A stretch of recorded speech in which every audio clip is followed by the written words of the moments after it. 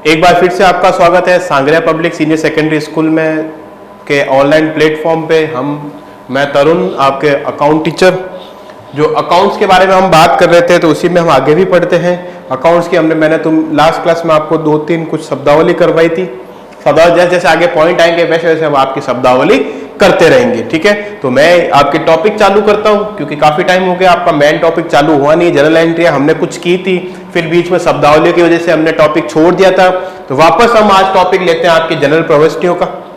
तो देखते जाओ, ये आपका चैप्टर नंबर 3 है। ध्यान रखना, जनरल एंट्री का जो चैप्टर है ये चैप्टर नंबर 3 है आपका। तो एक बार इसको भी थोड़ा सा नोट करना भाई, ये जो है आपका चैप्टर नंबर 3 है। जो मैंने आपको अकाउंट्स के बारे में नियम वगैरह समझाए थे वो सब के सब चैप्टर नंबर 3 में है। आगे पीछे भी है शब्दावली वगैरह, लेकिन चैप्टर नंबर 3 में आपको ये सारी चीजें मिल जाएगी। अब देखो, हमने बात करते हैं एंट्री। एंट्री का फॉर्मेट मैंने आपको बताया था, डेट, पर्टिकुलर, LF, डेबिट और क्रेडिट। मैंने आपको पूरा फॉर्मेट बताया था। इतनी यहाँ पे जगह नहीं है कि मैं आपको पूरा फॉर्मेट और बोर्ड पूरा करवा दूं। अगर ज्यादा लिखता तो फिर छोटी चीजें आती जो आपको दिखती नहीं। तो बात करते हैं हम एक टॉपिक पे, एक पॉइंट पे। तो कोई टेंशन लेने की जरूरत नहीं है, आराम से अकाउंट पढ़ेंगे, पता ही नहीं चलेगा अकाउंट पढ़ रहे हो कि टाइम पास कर रहे हो। बस वही चीज पे आते हैं।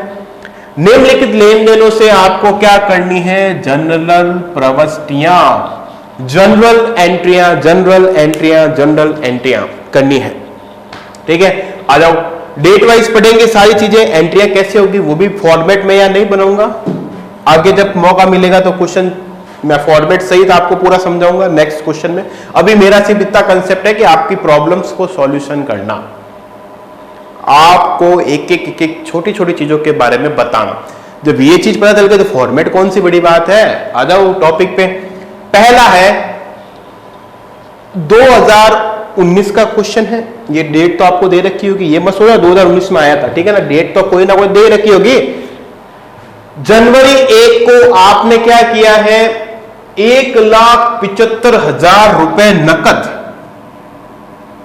क्या किया? नकद लगाए।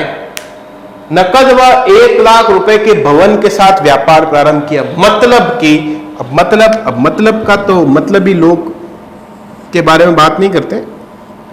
किसी का भी बिजनेस है, जिसका भी है, जिसका भी कोई ना कोई तो नाम होगा ही होगा।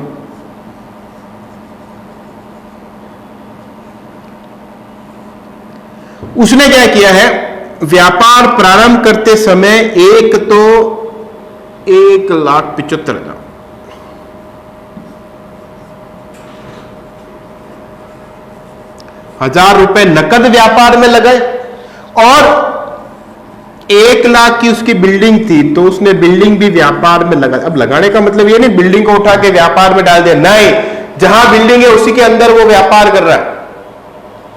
तो इसने क्या किया है? मैंने आपको बताया, जब भी आप व्यापार में इसने कितने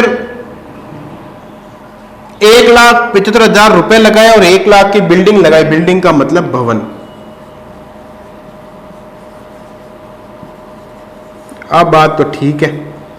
अब ये दोनों चीजें व्यापार में लगा रहा है। इसके बाद इसने व्यापार क्या किया? प्रारंभ किया। तो मैंने आपको चीज बता दी, व्यापारी द्वारा व्यापार प्रारंभ करते समय व्यापार में लगाई गई राशि या वस्तु क्या कहलाती? पूंजी।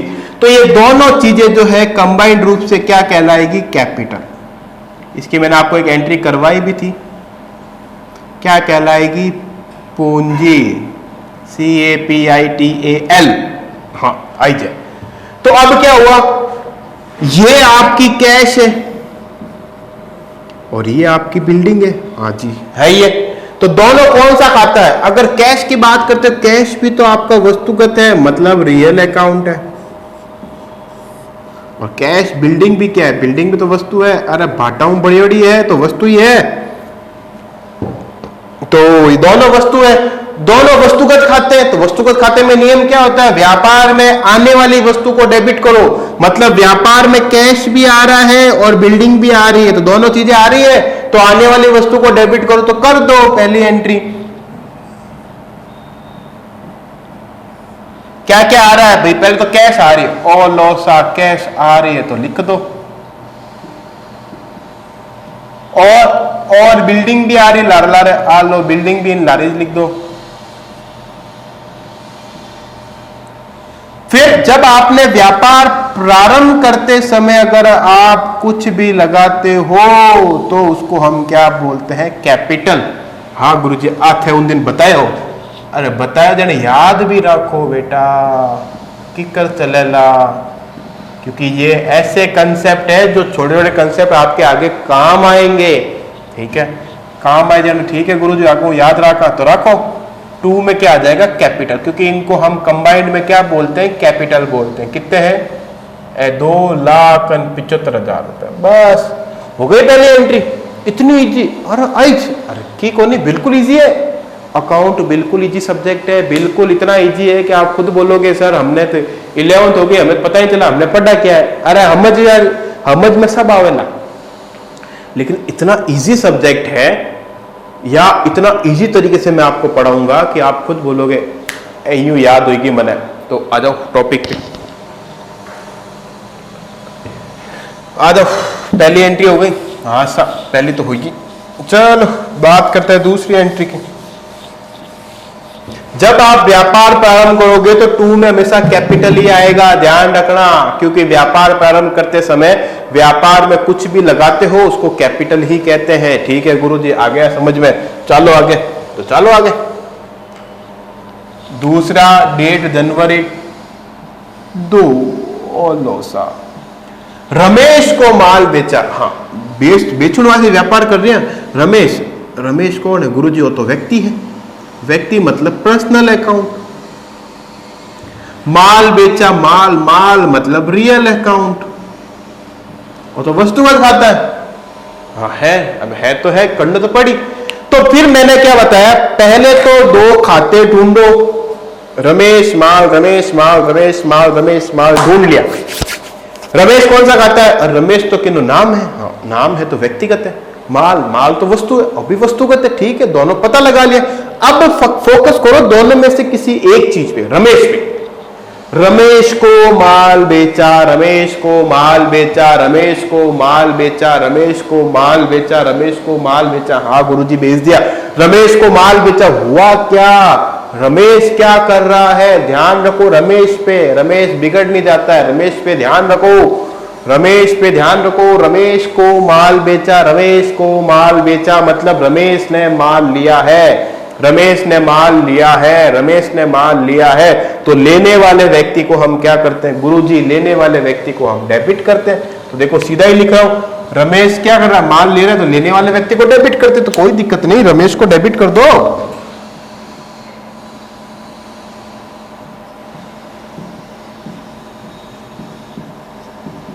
बस माल बेचा, माल बेचा, माल पे फोकस करो। रमेश का हो गया क्लियर, माल पे फोकस। माल बेचा, माल वस्तु आ रही जा रही है, बेचा जा ही रही है, जा ही रही है ना। बेचा है तो माल जा रहा है, तो जाने वाली वस्तु को क्रेडिट करो। तो यहां पे आ जाएगा 2। बेचना, बेचने को क्या बोलते हैं? सेल्स।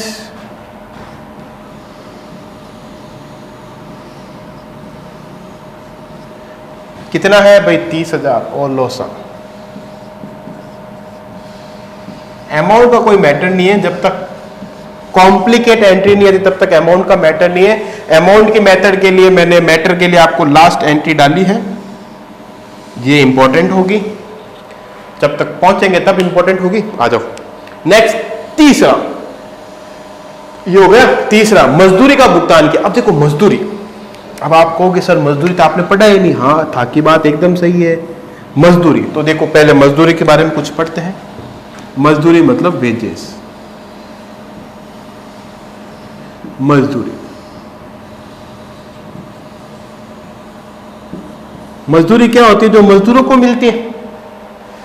यह मजदूरी जो है वो हमेशा किस पे मिलती है? डेली बेसिस पे, मतलब प्रतिदिन। कोई क्या कौन ताना है क्या? मैं तो 500 रुपया हाजिरी लेना हूं।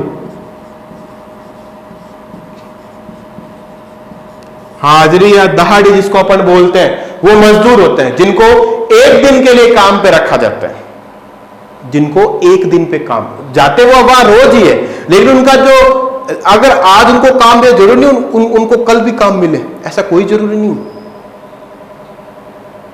ऐसा कोई जरूरी नहीं है टाबरो, सीधा सा बात है, सीधी सिंपल सी थ्योरी है। मजदूरी क्या होती है? जिनको आप प्रतिदिन भुगतान करते हो, जो क्या है कोनी कि हमारे तो रोज री हाजिरी 500 रुपया है, और एक वर्ड और आता है जिसको अपन बोलते हैं सैलरी, आ तो था बोलना, जिसको अपन बोलते हैं वेतन। ये जो मिलता है ना, ये प्रति माह मिलता है।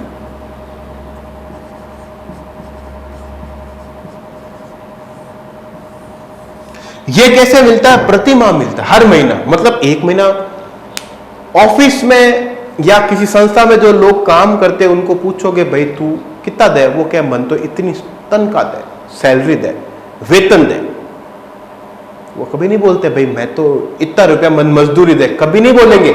तो इनमें डिफरेंस क्या होता है? सैलरी आपको जो है प्रति माह हर महीने मिलती है, अंत में मिले स्टार्टिंग में मिले वो अलग मैटर है, लेकिन मजदूरी आपको प्रतिदिन मिलती है। जिनको जैसे अपन ने कहीं माल अपन ने कहीं से खरीद के लेके आए, तो खरीद के लेके आए तो हमने क्या किया?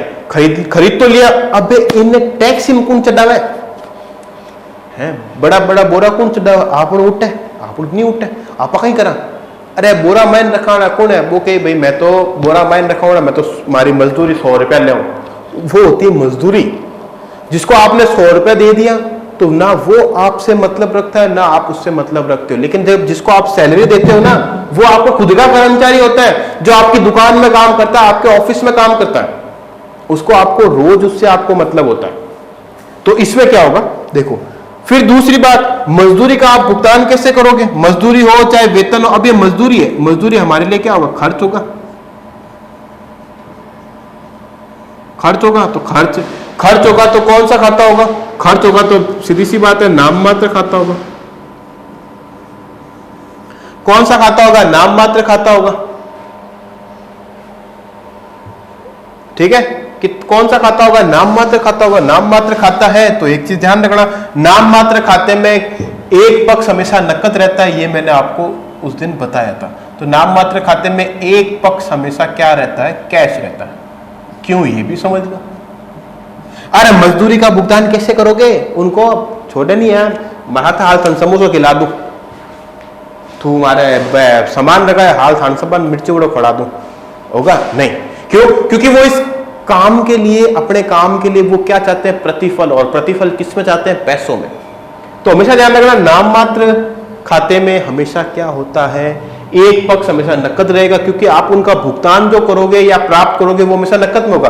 बिजली बिल वाला घर हुआ है, बिजली बिल लेन उनके नहीं रहे यार, तू माल घर रोटी खा जा, क्या नहीं बिल लावा बार बार, तो ये कर मन बिजली दे तो ठीक है, 15 दिन मार घर रोटी खा लिया, आप हिसाब बराबर हो सकता है? नहीं हो सकता। ठीक है, बस वही चीजें हैं। तो मजदूरी की बात करते हैं, तो मजदूरी हमारे व्यापार के लिए क्या खर्चा है? खर्चे को हम क्या करते हैं? खर्चे को हम डेबिट करते हैं। तो बस वही चीज है, यहां पे खर्चा क्या हो जाएगा? हमारा डेबिट हो जाएगा। तो देखो डेट क्या है? जनवरी 3।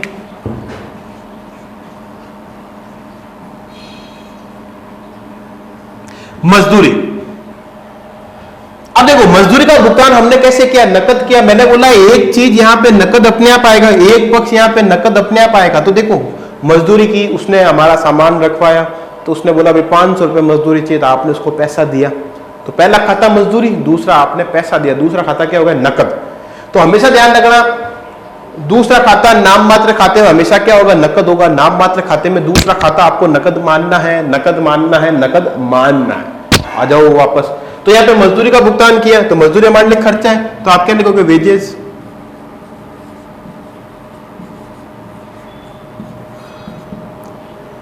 टू में क्या आ जाएगा भाई? पहला तो वेजेज हो गया, 500 रुपए आपने मजदूरी दी, मजदूरी आपके लिए खर्चा हो गया, समझ में आ गया। लेकिन खर्चा कैसे हुआ? पैसा दोगे तभी तो खर्चा होगा।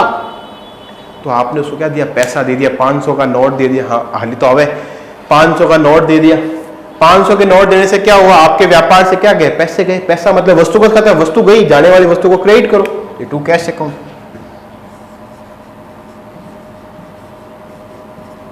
अरे गुरुजी इतो आसान है कि? अरे तो भाई आसान ही है, हार्ड है कहीं?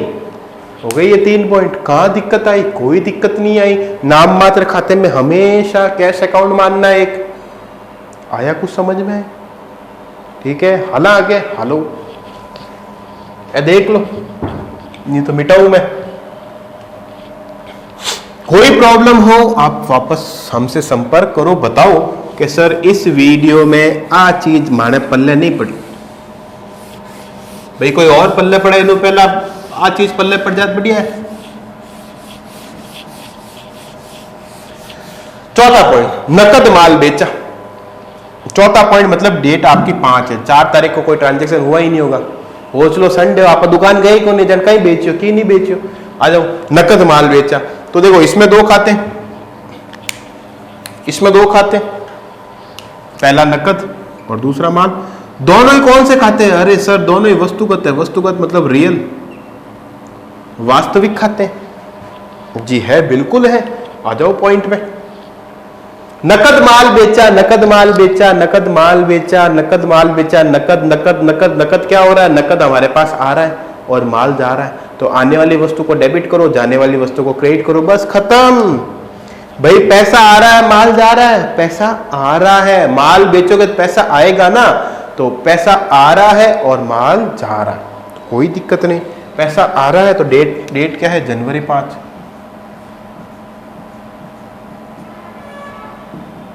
पैसा आ रहा है ना, तो आने वाली वस्तु को डेबिट करो। ये देखो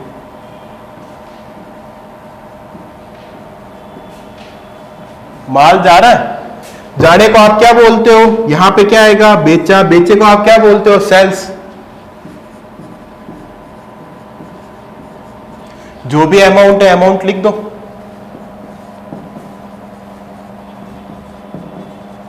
ये हो गया आपका पॉइंट। तो इसमें क्या हुआ? नकद माल बेचा। देखो नकद माल बेचा है, नकद माल बेचा है, तो देखो 2 खाते कौन से हो गए? एक नकद हो गया, एक माल हो गया। तो नकद आपने जब माल बेचा है तो आपके पास देखो कंडीशन क्या आ रही?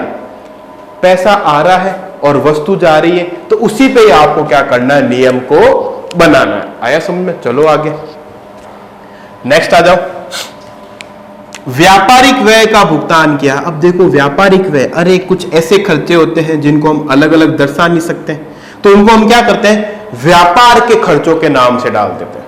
तो है तो खर्चे। अब देखो इसमें नाम से बदल रहा है, भाई क्या है ये? खर्च है। क्या है ये? खर्च है। और खर्च कौन सा खाता होता है? अरे गुरुजी खर्च तो नाम मात्र होता है।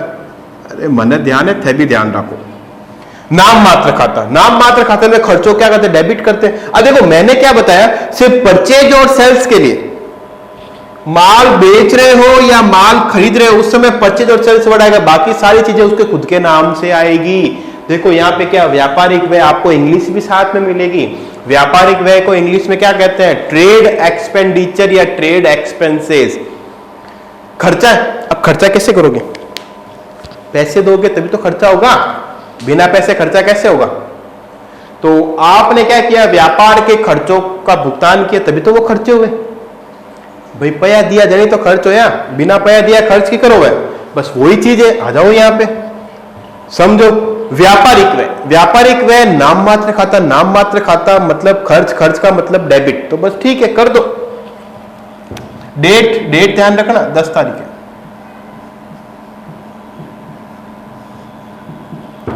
क्या है? व्यापारिक व्यय खर्चा है, क्या बोलते हैं? Trade expenses.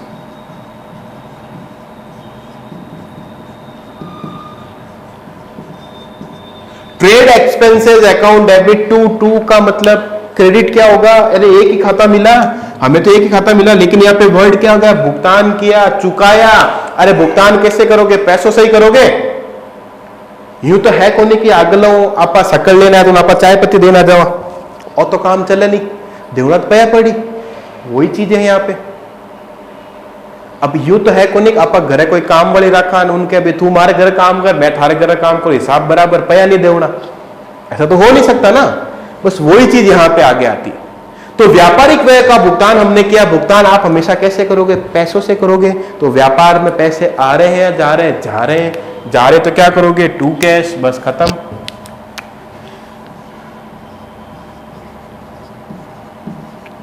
और टू कैश बस खत्म। कितना है? 700 रुपए। देखो यहाँ पे अमाउंट इतना इंपॉर्टेंट नहीं है। अमाउंट तो मैं इसलिए लिख रहा हूं, आपको पता रहे आपके क्वेश्चंस कैसे आएंगे। ठीक है, अमाउंट जहां इंपॉर्टेंट होगा वहां भी मैं आपको सारी चीजें बताऊंगा। तो आ जाओ नेक्स्ट पे, रमेश से नकद प्राप्त हुए। अब देखो रमेश को हमने 30,000 का माल बेचा था यहां पे, तो यहां पे रमेश की हमने एंट्री क्या की होगी, मैं आपको ऐसे समझा रहा हूं, हमने एंट्री की होगी या की है, की क्या होगी, Ramesh account debit to sales, यही तो हमने एंट्री की। हाँ गुरुजी आइज करी। तो यहां पे क्या हुआ, यहां पे नाम का इंपॉर्टेंस आ रहा है, मतलब हमने उसको रमेश को माल कैसे बेचा होगा, उधार ही बेचा होगा ना। तो अब क्या हुआ, कुछ दिन बाद रमेश क्या कर रहा है, रमेश से नकद प्राप्त किए, कुछ दिन बाद रमेश हमें पैसे दे रहा है, ठीक है, रमेश हमें पैसे दे रहा है। भाई हमने यहाँ पे उधार बेचा तो उसने बोला भाई ठीक है भाई, मैं था 2-4 दिन वहां से उधार सामान लिया, हम पे ले ले माऊ, आप कहा ठीक है भाई दे दे। तो रमेश क्या कर रहा है, जो उसने कुछ दिन पहले मतलब 2 जनवरी को उसने हमसे जो उधार माल खरीदा था, उसके बदले में वो 15 तारीख को मतलब वो हमें पैसों का भुगतान या उस उधार का क्या कर रहा है, भुगतान कर रहा है। कोई दिक्कत नहीं, करने दो, नहीं करे तो आप देवाले हो जाओ। आ जाओ, रमेश से नकद प्राप्त किया, मतलब रमेश, पहला खाता कौन सा, रमेश, अरे रमेश कौन है, रमेश व्यक्तिगत खाता है, मतलब पर्सनल अकाउंट है, तो कोई मिनक ही है। नकद, दूसरा खाता क्या है, नकद कौन सा है, रियल अकाउंट। अब आप इसमें ऐसा मत कर देना कि गुरुजी तो लेन देन कैश में हो रहा है, रमेश को हटाओ, नहीं, जहां पे आप तुरंत कैश में, जैसे अगर यहां पे आता ना रमेश को नकद माल बेचा, तो रमेश को हम साइड में कर देते, लेकिन यहां पे हम रमेश से पैसा प्राप्त कर रहे हैं, ठीक है, ध्यान रखना। 2 खाते, व्यक्तिगत खाता और वस्तुगत खाता मिलके, और तीसरा कोई खाता, प्राप्त कोई खाता थोड़ी होता है। फिर उसके बाद क्या होता है, आगे हम बात करते हैं क्या होता है। रमेश ने क्या किया है, रमेश से नकद प्राप्त, रमेश ने हमें पैसे दिए हैं, रमेश क्या कर रहा है, रमेश हमें पैसे दे रहा है। तो अब देखो रमेश क्या कर रहा है, रमेश क्या कर रहा है, फोकस करो रमेश पे, रमेश क्या कर रहा है, रमेश हमें पैसे दे रहा है, तो देने वाले व्यक्ति को क्रेडिट करो, ठीक है सर करते हो, कर दो क्रेडिट। अब नकद का मतलब वस्तुगत, रमेश जब हमें पैसे दे रहा है तो हमारे पास पैसे आ रहे जा रहे, आ ही तो रहे हैं, तो आने वाली वस्तु को हम क्या करते हैं, डेबिट करते हैं, तो डेबिट कर दो भाई, कैश को, पैसा आ रहा है कर दो।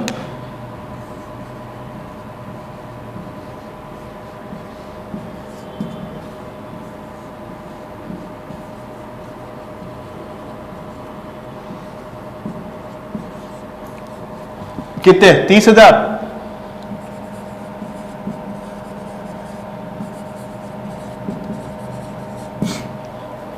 ये आपका 30,000। फिर आगे बात करते हैं, मोहन से माल खरीदा। देखो ये मैंने आपको वैसे करवा दिया है, तो इतना लंबा नहीं लूंगा मैं, टाइम कम है थोड़ा।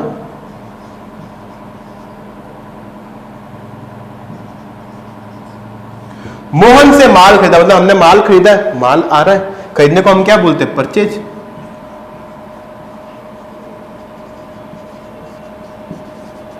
टू में किससे खरीदा, मोहन से। कितने खरीदा, 27,000 का। अब जो इंपॉर्टेंट पॉइंट है वो अभी आपका चालू होगा, इंपॉर्टेंट जो पॉइंट है वो अभी आपका चालू होगा। तो अपन बात करते हैं इंपॉर्टेंट पॉइंट की, जो है जनवरी 25।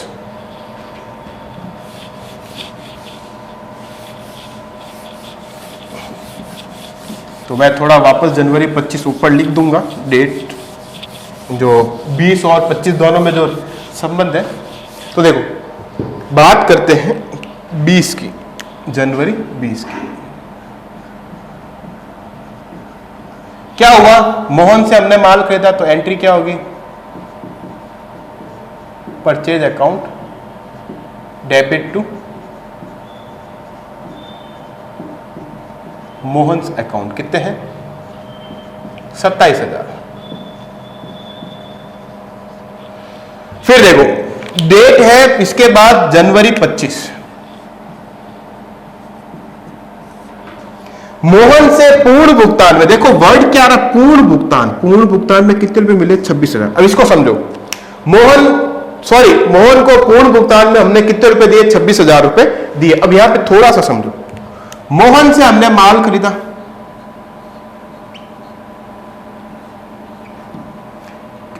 चलो पहले इसकी एंट्री देख लो, फिर अपन पूरा डिटेल में समझते हैं। तो पहला क्या है, मोहन, और दूसरा भुगतान क्या, मतलब पैसे दिए। तो मोहन को हमने पैसा दिया, तो मोहन क्या कर रहा है, पैसा प्राप्त कर रहा है, तो इसकी एंट्री क्या होगी,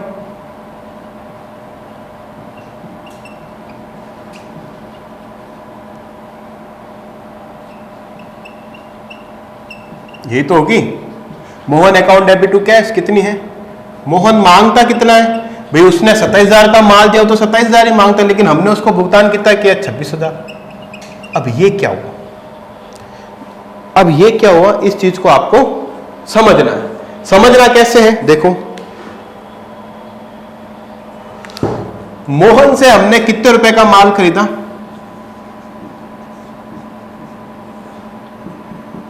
गुरुजी 27,000 का, हाँ एकदम सही है, 27,000 का माल खरीदा, कोई दिक्कत नहीं। लेकिन हम इसको पूर्ण भुगतान, मतलब पूर्ण भुगतान का मतलब क्या होता है कि ये हमने जो पैसा दे दिया, इसके बाद मोहन हमसे कुछ भी नहीं मांगेगा। मोहन से खरीदा कितने का, 27,000 का, लेकिन पूर्ण भुगतान का मतलब क्या है कि मोहन जो है वो, मोहन को हमने 26,000 रुपए दे दिए, या फिर जो यहां पे लिखे हुए इतने रुपए दे दिए, उसके बाद मोहन कभी भी हमसे इसमें से कुछ भी नहीं मांगेगा, मतलब इसका हिसाब पूरा हो जाएगा। कई बार होता है ना, जैसे हम किसी मॉल में जाते हैं या किसी दुकान पे जाते हैं, तो दुकान पे क्या होता है, जैसे मान लो हमने 505 रुपए का सामान खरीदा, तो वो दुकान वाला क्या करता है, आपसे 500 रुपए लेता है, 5 रुपए वो छोड़ देता है। ऐसा थोड़ी आप वापस आओगे जब वो आपसे 5 रुपए मांगेगा, नहीं, ऐसा थोड़ी वो 5 रुपए के लिए आपके घर पे आ जाएगा। या फिर कभी कभार हम क्या करते हैं, जैसे मान लो हमारा जो बिल बनता है वो बनता है 1,012 रुपए का, हम उसको 1,000 रुपए दे देते हैं, उसको बोलते हैं 12 रुपए हमारे कन है को नहीं, और ना मैथंदूला, अपन उसको क्या देते हैं, सिर्फ 1,000 रुपए पेमेंट करके फ्री हो जाते हैं। अब ऐसा थोड़ी होगा वो 12 रुपए के लिए आपके साथ आपके घर पे आ जाए, भाई मन मारा 12 रुपया दे, ऐसा थोड़ी होगा। तो ये 12 रुपए क्या होता है, हम क्या मान लेते हैं भाई हमें उसको देने नहीं है, वो हमसे मांगेगा नहीं, लेकिन हमारे लिए 12 रुपए फायदा हो गया। तो यहां पे यही हुआ है, वो हमसे मांगता 27 है, लेकिन हमने इसको कितने दिए, 26 ही दिए, लेकिन दिए किसमें, पूर्ण भुगतान में। ये वर्ड इंपॉर्टेंट है, ध्यान रखना, पूर्ण भुगतान में दिए, मतलब 27 की जगह जो हमने उसको पूर्ण भुगतान में रुपए दे दिए उतने में वो राजी है, हमें उसके बाद उसको 1 रुपए भी भुगतान करने की जरूरत नहीं है। तो क्या हुआ, 27 जगह हमने उसको कितने रुपए का भुगतान किया, 27 जगह हमने कितने का भुगतान किया, 26,000 का, तो 1,000 रुपए हमारे लिए क्या फायदा हुआ, फायदा हुआ। लेकिन इसको लिखेंगे किस नाम से, फायदा तो हुआ है, लेकिन लिखेंगे किस नाम से, हम इसको लिखेंगे, हमारे लिए फायदा हुआ है तो इसको हम लिखेंगे डिस्काउंट के नाम से।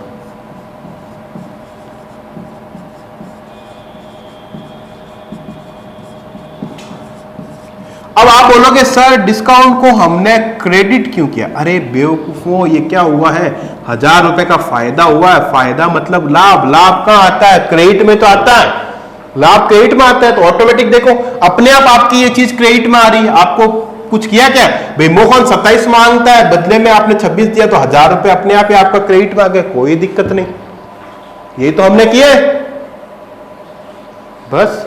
तो ये थी हमारी कुछ जनरल एंट्रियां जो मैंने आपको बताई है। इसी बेस पे अगली जो क्लास होगी हमारी 25 नंबर एंट्री के बेस पे ही होगी, जो आपके लिए डिस्काउंट कब होगा कब नहीं होगा वो सारी चीजें हम नेक्स्ट क्लास में पढ़ेंगे, ठीक है। तो इसका ध्यान रखना, कोई भी समस्या हो तो आप वापस स्कूल में कॉल कर सकते हो, कुछ भी आपकी प्रॉब्लम हो आप हमसे कांटेक्ट कर सकते हो। पर यह चीज ध्यान रखना कि जनरल एंट्रियों में जो आपको बेसिक नियम चल रहे हैं उसी के आधार पे आपको करना है, ठीक है। तो आज की क्लास जो है हमारी यहीं पे समाप्त है। नेक्स्ट क्लास में हम डिस्काउंट के बारे में पूरी बात करेंगे, ठीक है। धन्यवाद।